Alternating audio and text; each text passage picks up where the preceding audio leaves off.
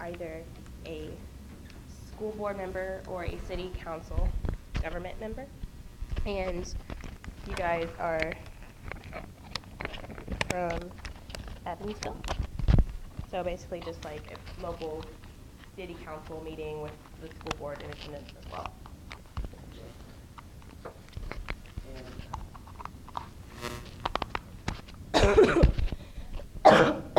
What? It's not. I realized what you said. It's not. It's fine.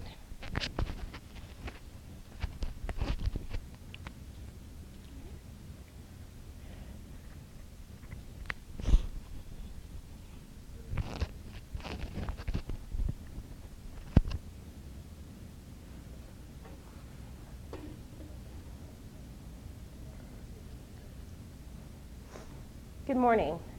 How many of you have been in the arts, were a part of the arts, or are just a supporter of the arts in general?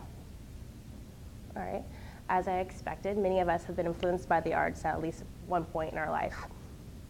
Now, just for a moment, imagine that influence never occurring. You would never have heard a song or someone's performance musically move you. You would have never seen a painting that made you wonder. You would have never had that outlet. For many people in America, they need that outlet. Today, I want to bring to your attention the growing problems that come from a decrease in funding for the arts. Specifically, I want to talk to you about how student age people are affected, how communities are affected, and how businesses can benefit. Merriam-Webster defines expression as the act of making your thoughts, feelings, etc. known by speech, writing, or some other method.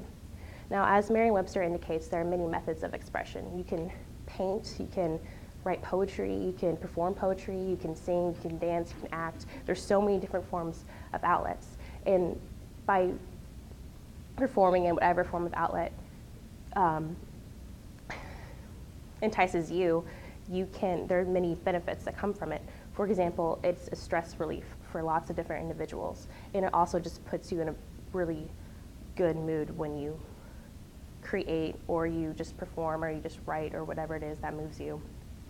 It also gives you more confidence in yourself when you're, like, for example, painting a picture and you've been working on it for so long and you finish, and then you say, oh, hey, I created this.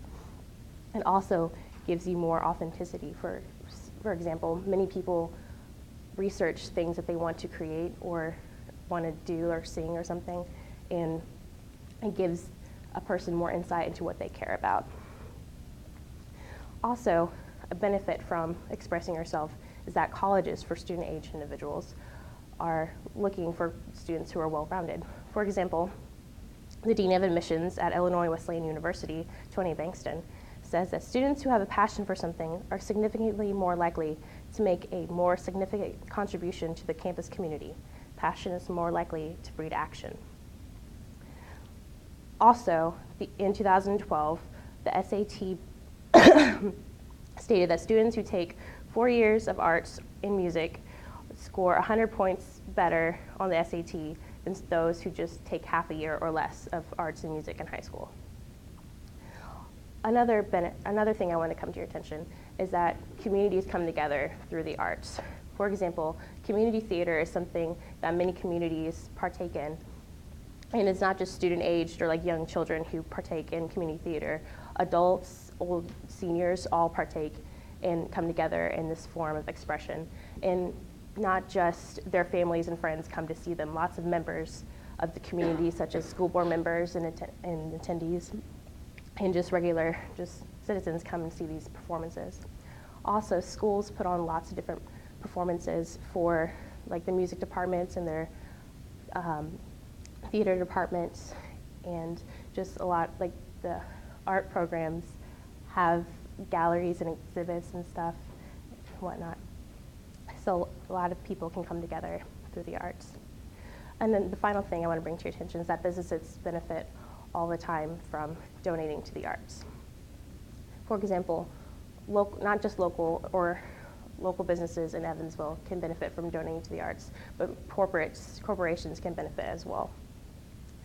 The Arts and Economic Prosperity magazine from the Americans for the Arts says in their fourth report that nationally the industry generates $135.2 billion of economic activity, $61.1 billion by the nation's nonprofit arts and culture organization, in addition to $74.1 billion in event-related expenditures by their audiences. This economic activity supports 4.1 million full-time jobs. The industry also generates $22.3 billion in revenue to local, state, and federal governments every year, a yield well beyond their collective $4 billion in arts allocation. So like I said, it's the people who donate to the arts usually get more than what they put in back from just the revenue generated by them. It also reflects positively on those who donate to the arts. For example, in 2010, ConocoPhillips, an oil giant based in Houston, was the #1 donator to the arts. He generated a generous $3 million to the arts allocations in Texas. And not only was that just good for the art community, but it also helped balance out some of the negative attention that his company had gained from in state and federal environment claims. I guess he had like a lot of environmental issues that year from his company. But in conclusion, I wanted to tell you that not just people aren't directly, people who you think are directly,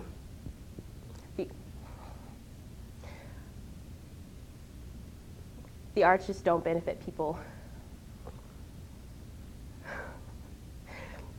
Those who you think are benefited by the arts aren't just benefited directly, but they benefit lots of other people who you might not think directly benefit at first.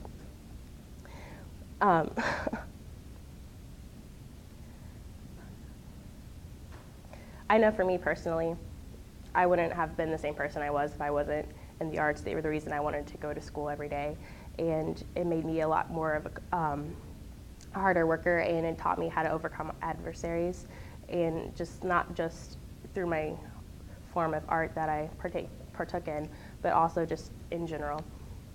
And without these funds, many programs in schools will close, and they won't be able to make people into better versions of who they could be. Thank you.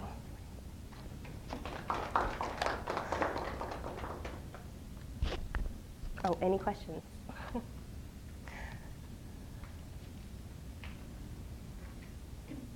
Yes. What part of the arts did you partake in? I was a part of the theater department and show choir and art, like visual art.